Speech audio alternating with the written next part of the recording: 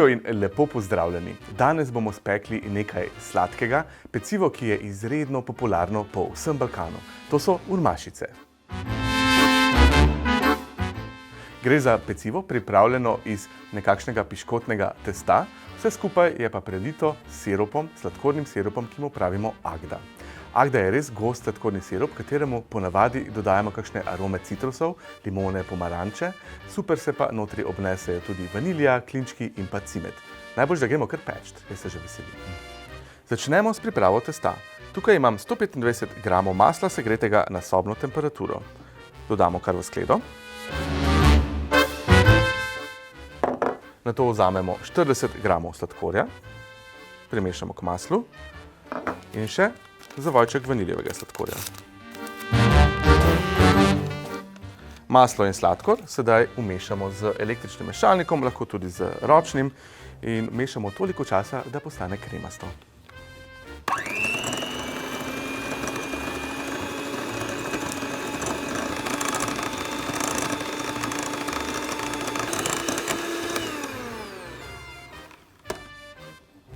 Ko imamo maslo takole kremasto zmešano s sladkorjem, je čas, da dodamo 2 rumenjaka. Dodamo kar takole lahko oba hkrati noter. In jaz sem kar prešaltal na ročno mešanje, zato ker smo že skoraj tam. Urmašice so res preproste za pripraviti in če želimo pripraviti mogoče kakšen drugačen okus vsega skupaj, lahko recimo v maso na tej točki umešamo, potem ko so mokre sestavine zmešane, dodamo še kokos noter, recimo za dodaten okus ali svežino. Potem imamo tukaj še 50 ml jogurta.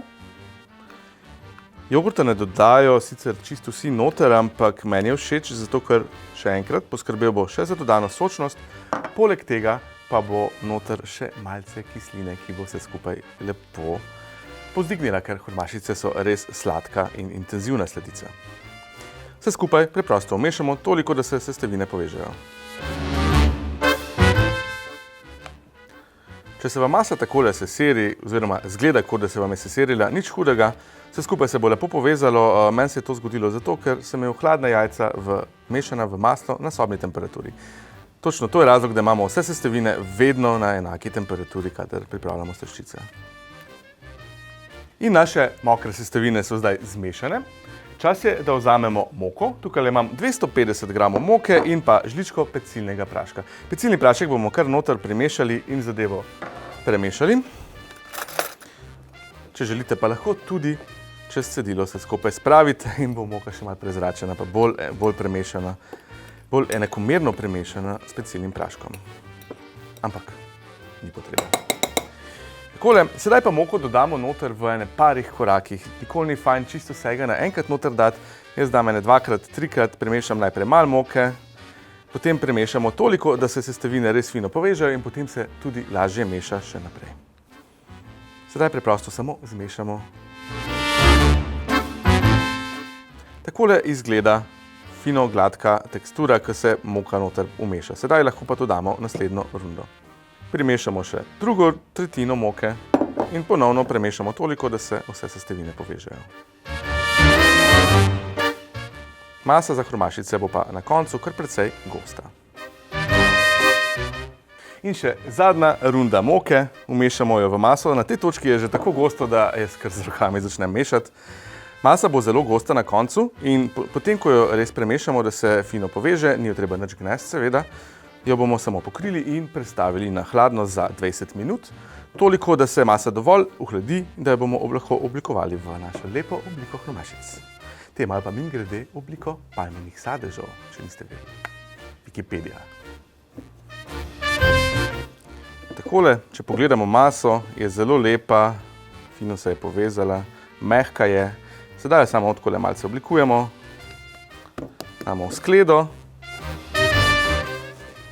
pokrijemo s krožnikom in v hladilnik za 20 minut. Vmes, ko se naša masa za urmašice hladi, je čas, da pripravimo Agdo, torej gost sladkorni sirup. Vzeli bomo 3,5 decilitre vode, jo lepo zlijemo v lonec in sedaj imam tukaj 300 gramov sladkorja. Približno 1:1 je razmerje za Agdo. ko jo pripravljamo. In sedaj bomo tole lepo segreli najprej skoraj do vretja. Vmes parkrat premešali, toliko, da se sladkor res enakomerno raztopi. In tale Agda se za razliko od klasičnega sladkornega sirupa, ki ga recimo za torte samo segrejemo, zavremo toliko, da se stopi, Agda se pa še kuha približno 20 minut, tako da se zadeva še malce bolj zgosti in postane bolj podobna sirupu. Limono bomo dodali pa notri šele zadnjih 5 minut kuhanja, tako da ne bo imela preveč kislega okusa, ker 20 minut je vseeno kar veliko.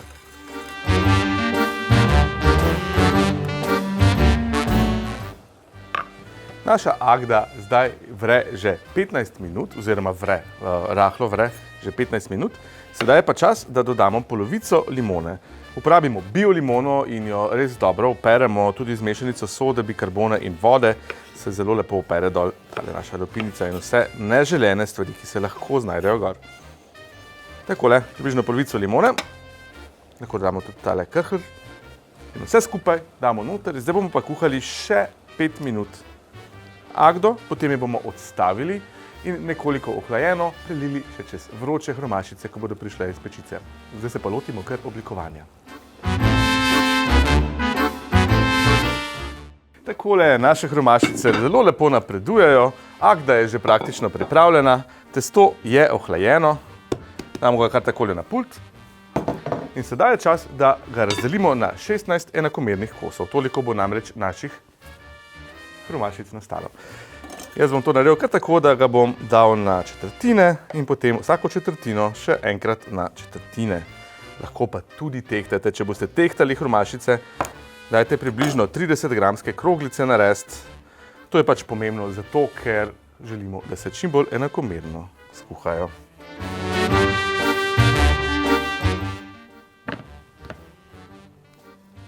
Da nadaljujemo z oblikovanjem hromašic, vzamemo eno kroglico in jo preprosto posfalkamo, takole, naredimo en tak lep, nekje za dolžino dlani dolg svaljek in potem preprosto pritisnemo s prstom na sredini, kar fajn pritisnemo, tako da si naredimo prostor, kamor bomo sedaj dodali oreh. Zdaj, ta oreh je pač čist opcijska zadeva, ni vam ga potrebno dodati, lahko bi pa dodali tudi kakšne lešnike, pistacije ali pa kakšno drugo polnilo. Ampak največkrat se dodajajo orehi. Jaz dodam eno četrtinko, približno v enega. Ravno tako, da bo malo popestrilo. Potem, ko je oreh notri, zadevo preprosto stisnemo skupaj. Takole. Res fino stisnemo, tako da se šivi povežejo, da imamo pač enakomerno stisnjeno in oblikovano testo. Na tej točki ga lahko oblikujemo v nekaj podobnega bebe piškotom. Jaz pa imam rad takšne malce bolj rombasto obliko. Takole. In potem seveda vsaki dodamo še par detajlov. Ampak tukaj na tej točki se še ne ukvarjamo čisto s končno obliko, ker pride še dodana tekstura, ki bo naše hromašice naredila zelo, zelo lepe. Ko imamo hromašice oblikovane takole v te naše mehne, recimo temu čolničke, pride še čas, da jim dodamo teksturo. To je opcijsko, lahko z noži naredimo mogoče take malce bolj plitve zareze. Jaz bom pa uporabil kar tole strgalo in na tele drobne luknjice pritisnil hromašico, takole, da bomo dobili takšnole teksturo. Zdaj, če sem čisto iskren, na koncu, ko so pečene, se to niti ne pozna tako zelo, ampak je pa precej tradicionalno, ker v bistvu, kar zdaj počnemo, je to, da imitiramo plodove palme, ki so podobne oblike in imajo približno tako teksturo. Pa zložimo jih v kar pekač. Pekač ni potrebno, da je nič peki papirja, ne rabimo, ni potrebno, da je namaščen, ker bomo vse skupaj itak potem prelili z Agdo. Naše hromašice so zdaj lepo zložene v pekaču, položimo jo kar takole, lahko precej blizu ene druge, ker ne bodo preveč vzhajale. Zdaj gremo pa z njimi v pečico.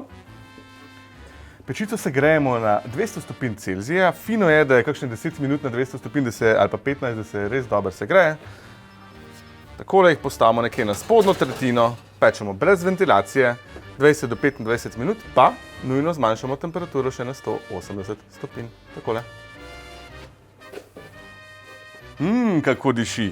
Hromašice so pečene. Slabih 25 minut so se pekle, sedaj pa še vroče prelijemo z rahlo ohlajeno Agdo. kar fino jih prelijemo. Tle se nič ustrašiti, res je veliko tekočine, se zgleda tako, ampak vse bodo popile in postale res fino okusne. Ko jih takole polijemo, jih pustimo, no vsaj jaz jih pustim, na sobni temperaturi par urc, sam pokrijem jih, da se res fino vpijejo, potem jih pa lahko postavimo tudi v hladilnik. Seveda najmanj čez noč, ker šele jutri bodo te hromašice zares dobre za pojesti. Tako da, njami!